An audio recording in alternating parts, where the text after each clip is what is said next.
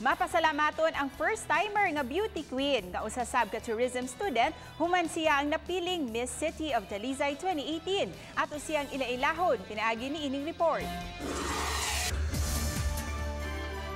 Siya si Jessel Saniel, 18 anyos, lumad nga taga Biasong, Dakbayan sa Talisay, ang Miss City of Talisay 2018.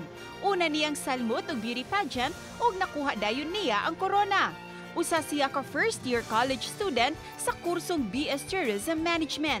Moabot sa 18 ka mga kandidata ang nagtigi sa maong pageant.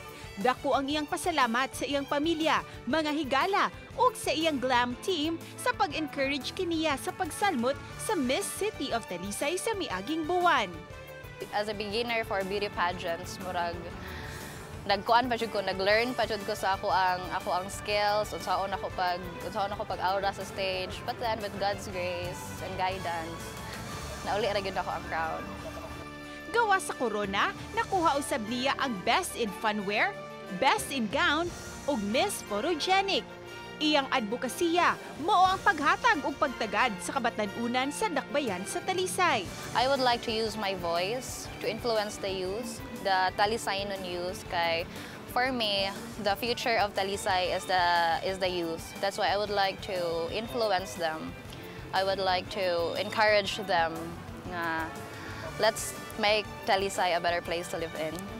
Wala pa siya'y plano karon nga mosalmot og lain og mas dako nga pageant apan wala niya isarado ang mga posibilidad. Mensahe niya sa mga adunay damgo nga mamahimong beauty queen. Salig maayo sa Ginoo, and then ayo lang jud kawagtangan og pag-asa.